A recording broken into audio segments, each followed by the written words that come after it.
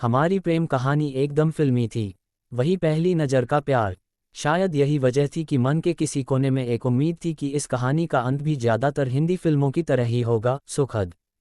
हमने बहुत नहीं सोचा था प्यार करने के पहले, लेकिन एक बार प्यार हो जाने के बाद ज़रूर हमने आगे सोचना आरंभ किया। यही वजह थी कि मैंने ऐसे पत्रकारिता संस्थान में दाखिला ले लिया जो नौकरी दिलाने का वादा भी करता था। मैं थोड़ी हड़बड़ी में इसलिए भी था कि उसके घरवाले लड़का तलाश रहे थे। किस्मत और मेहनत रंग ला रही थी। संस्थान में दाखिला भी हो गया। लग रहा था कि अब सब कुछ एकदम ठीक हो जाएगा, लेकिन हिंदी फिल्मों की तर्ज पर नाटकीय मोड़ आना ही था सो आया। कोर्स में दाखिला लेने के 1 महीने के भीतर ही उसकी शादी तय हो गई। वह बहुत घबराई हुई थी, बल्कि हम दोनों ही बहुत घबराए हुए थे। जी में आ रहा था कि अभी भागकर शादी कर लें, लेकिन नौकरी नहीं थी और इसी वजह से मैं पीछे हट गया। मैं बार बार उसे और खुद को समझाता रहा कि जो भी होगा अच्छा होगा। दोनों की बात भी हुई कि शादी की बात अपने अपने घरों में करें, लेकिन हर बार हमारी कोशिश जाती, उम्र, हैसियत, बेरोजगारी जैसी वजहों की भेंट चढ़ जाती। वक्त बहुत तेजी से हाथ से निकल रहा था। मैंने पत्रकारिता की पढ़ाई और कोर्स छोड़कर कॉल सेंटर में नौकरी करने की सोची, लेकिन प्यार के रास्ते पर पहले चल चुके कुछ अनुभवी लोगों ने इससे होने वाले नुकसान को इतना बड़ा करके बताया कि मैं इस दिशा में भी आगे नहीं बढ़ सका। हमारी हालत सांप छछूंदर की हो चली थी। प्यार तो हमने कर लिया था, लेकिन उसके आगे की बातें हमने नहीं सोची थीं। यही वजह थी कि प्यार के सफ़र पर निकल जाने के बाद जब बात शादी की आ रही थी तो कभी उसे अपने भाई बहन की शादी का डर सता रहा था, तो कभी मुझे परिवार की इज्जत और भविष्य की चिंताओं का। समय ऐसे बीत रहा था जैसे वह काले तेज घोड़े पर सवार हो, रुकने का नाम ही नहीं ले रहा था। रुकता भी तो कैसे, उसका काम ही है लगातार चलना।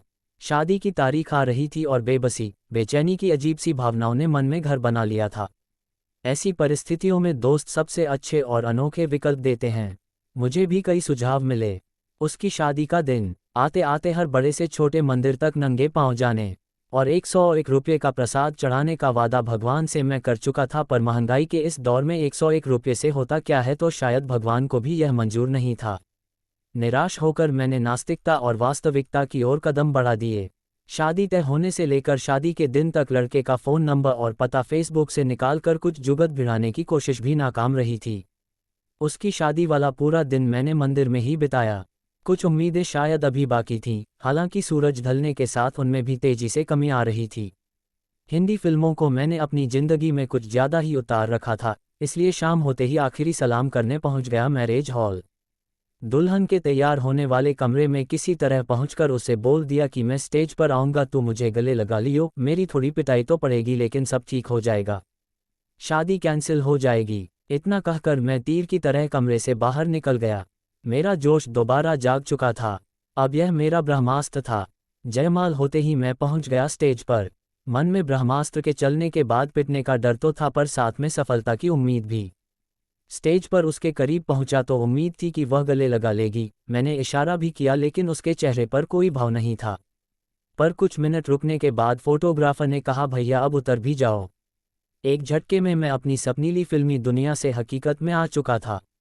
वह किसी और की दुल्हन बन चुकी थी। पता नहीं किसी ने उसे मुझसे छीन लिया था या मैंने अपनी बर्बादी की ये दास्तान खुद लिखी थी।